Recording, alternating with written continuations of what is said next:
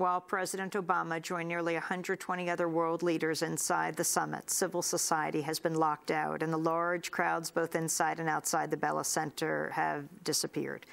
With the talks entering the final 24 hours, a leaked UN document exposed yesterday on Democracy Now! With French news website Mediapart has created a firestorm of controversy here at the summit.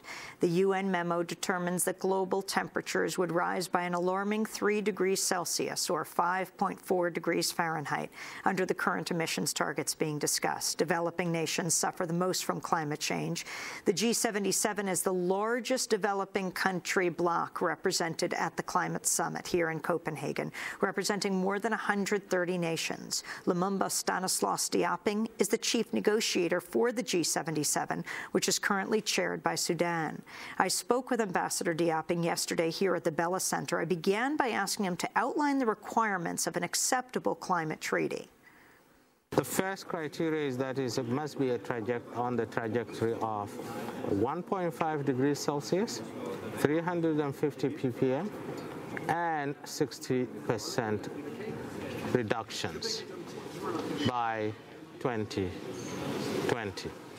It will be a deal that is based on Kyoto, and where United States will have comparable reduction targets, economy-wide and domestic, and it would be a deal where Kyoto Protocol signatories who are non-compliant must get their act together and do their part by full implementation of their reduction targets.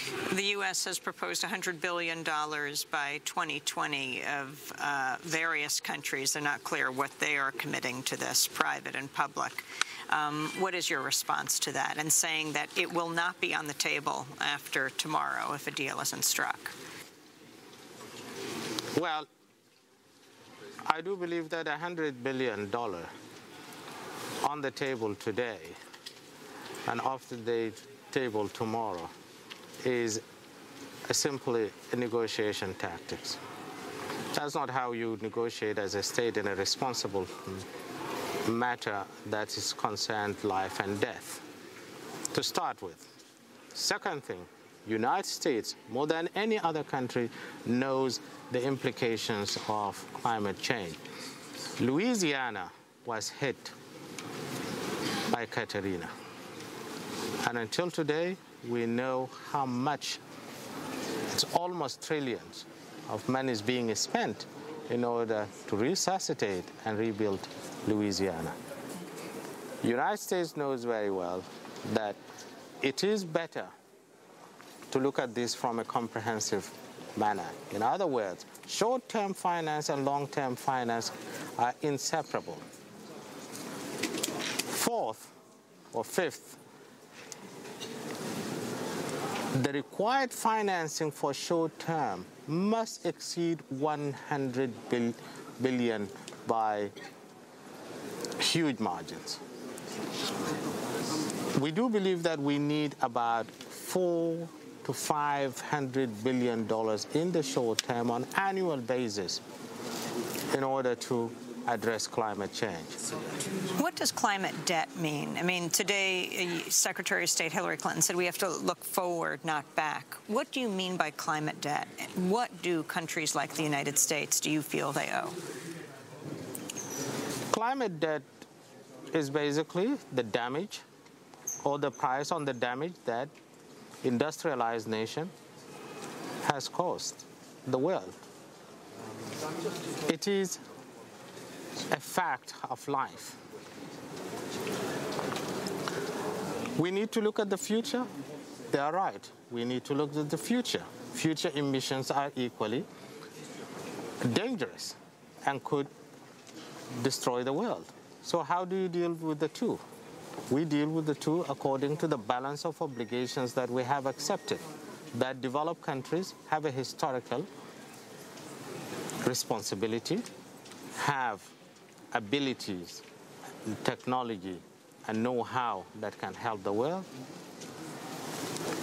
And these two factors mean the following.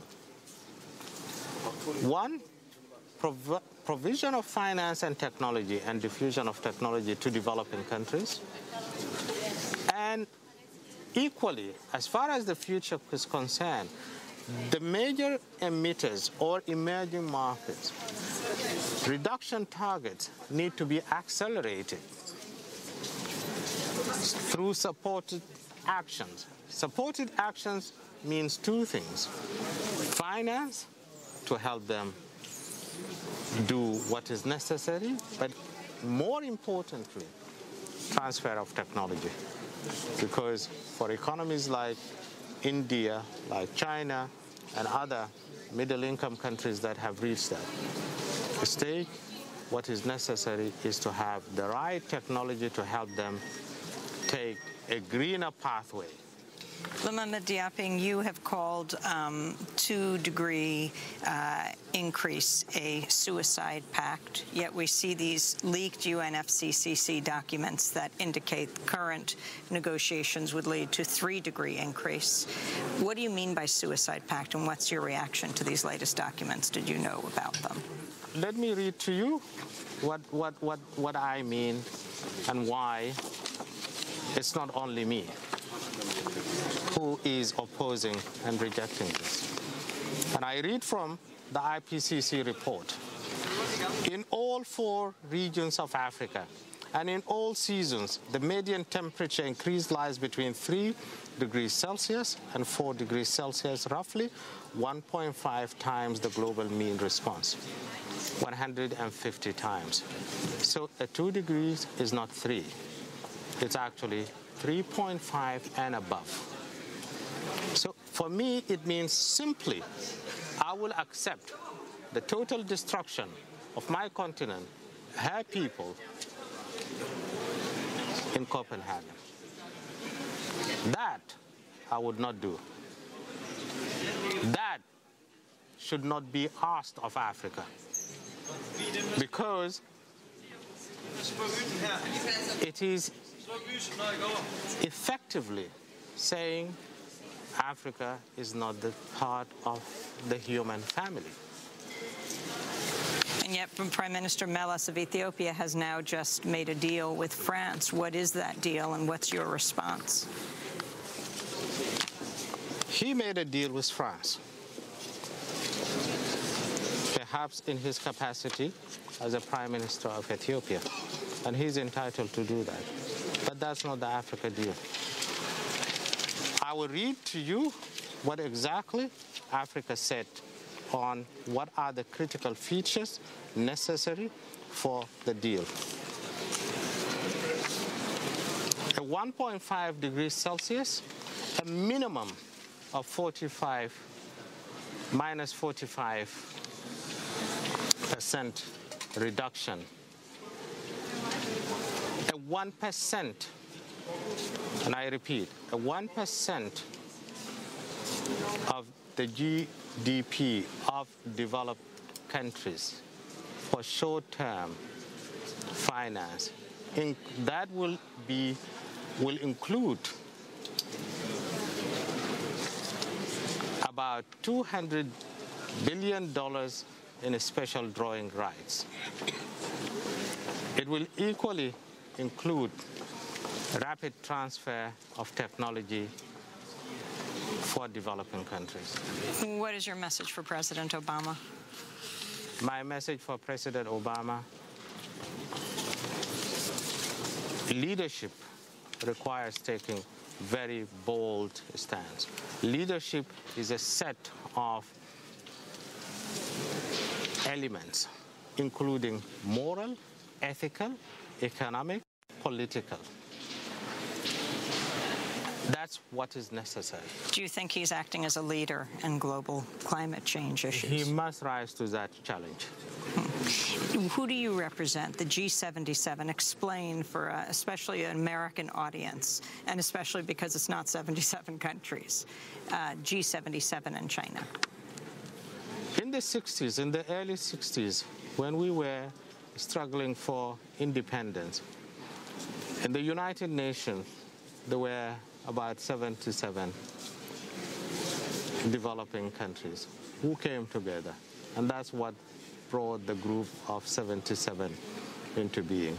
Group of 77 is the representative of developing countries, and it focuses on the economic and the climate change agenda for developing countries. It has a membership of 134 countries. Effectively, it represents 80% of the world population. And for China, for those who are charging, and the U.S. government might be in this, saying you're doing China's bidding here,